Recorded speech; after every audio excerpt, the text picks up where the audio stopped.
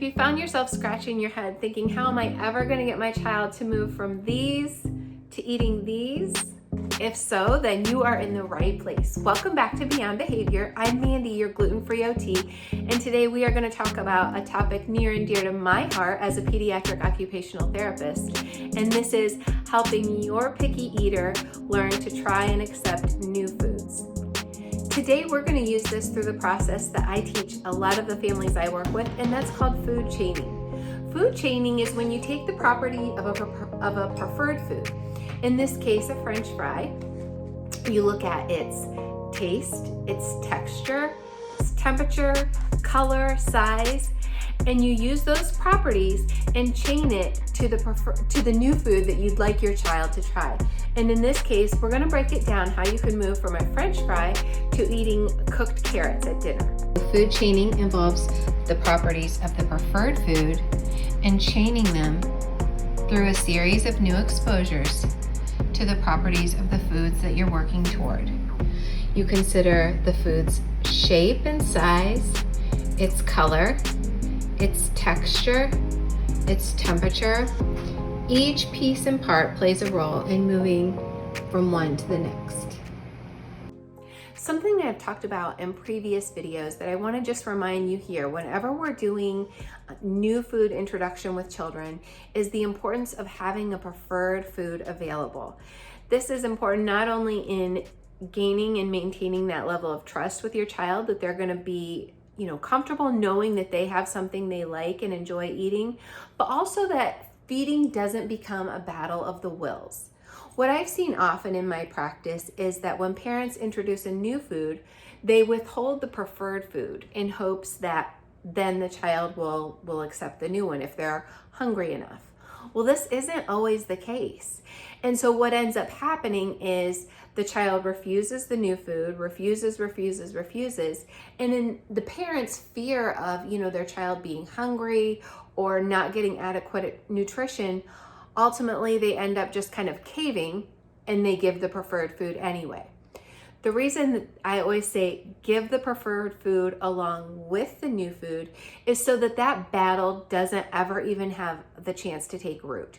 You want your child to know they are going to get to eat, and you want to give yourself that peace of mind that your child isn't going to go hungry through this process, but it's a slow and steady process of introducing these new foods.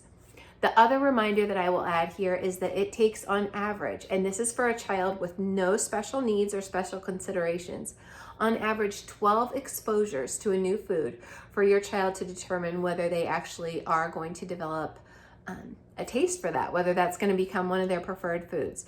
So you can see as we go from the French fries to the carrots, that's a multi-step process, and that doesn't happen overnight, and it doesn't even happen in 12 exposures to a carrot, because as we're going to learn with chaining, it's a process of breaking that down. So I want to show you now how that's going to work. Now, as we mentioned before, the things that we consider in food chaining are looking at the preferred foods qualities. In this case, we're going to take a McDonald's French fry. You see the shape, the color, and the size of the French fry. The first step that we're going to move to as we go toward a cooked carrot is introducing a veggie straw. And so when you look at a pack of veggie straws, you can find one that looks pretty similar to a French fry. You can see it's the same shape. It feels kind of crunchy. A tip, you may even want to put the French fries under the broiler a little bit to get them even crispier so that you've got that crispness of the veggie straw. So go ahead and introduce the veggie straws along with the French fries, talking about the similarities, how they're similar, and encourage your child to interact with the veggie straw. Maybe touch it to their lips, smell it, break it apart, just feel it, engage with that food. And then as your child becomes familiar and comfortable with the veggie straw, what we're going to do is chain that veggie straw, the yellow one that looks just like a French fry. So we've got a French fry and a veggie straw. We're going to take the yellow veggie straw and chain that to an orange veggie straw. And these steps might sound small to you, but they really matter to kids. And it's really neat to see the trust begin to build as you're branching out to these newer foods. So you move from the yellow veggie straw to an orange veggie straw. And then what would remind you of an orange veggie straw? And that would be a carrot.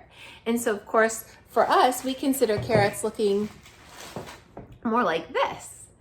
Well, we're gonna take that carrot with just a few small cuts and make it look very similar to a veggie straw as far as the shape. So here we are with our carrot, but we're not gonna introduce this carrot. We're gonna introduce a carrot that looks just like that orange veggie straw. So we've got the same shape, same color, both crunchy foods. Again, remember, on average, 12 exposures to this new food before we get to accepting this carrot. When that happens, you can go ahead and move from a carrot that's shaped like a veggie straw to a sliced carrot, like the kinds that you might see in, the cooked carrots we serve at dinner. We're sticking with the raw carrot and a raw carrot. Same color, same flavor, same texture, just a different shape. When the raw carrot is accepted, then you can go ahead and move toward the cooked carrots. So you've got the same color, the same shape, but a different texture. This time it's gonna feel soft, a little mushy. So again, this process sounds simplistic, but I wanna encourage you to not overlook any of the small steps. Each piece and part is important, and they really do matter as your kids begin to expand their food repertoire. Here's another opportunity to look at food properties in chaining. Going from a potato chip to a banana chip, you're getting a similar color, texture, and size. From a banana chip to a sliced frozen banana, you're getting a similar taste, size, and color. And then from frozen to a whole banana, similar taste and appearance. And so you can see how all these pieces and parts of the food properties are related and take you from a potato chip to, in this case, a whole banana. Thanks so much for joining me today, and I hope that you found this helpful. And I want to encourage you to be creative. Start with the preferred food that your child has and really look at it. Look at it with a fresh set of eyes. What color is it? What does it feel like? What does it sound like? All of those things are little clues for you as to what you can chain it to next that's similar, and slowly over time begin to add the newer foods that are your choice that you'd like to see as part of your child's diet. If I leave you with any last thoughts, it's going to be this. It's just going to be to be patient.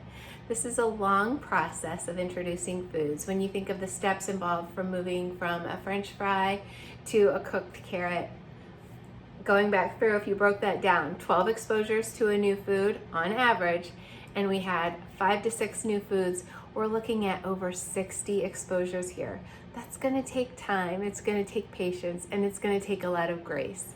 So be sure to give that to yourself and your little one. I'm here to help you every step of the way. Thanks so much for joining us today. I hope that you found this content helpful and that there are real life tips that you can do to begin to introduce new foods to your child. If it was helpful, we'd love for you to subscribe to our channel and stay tuned for more.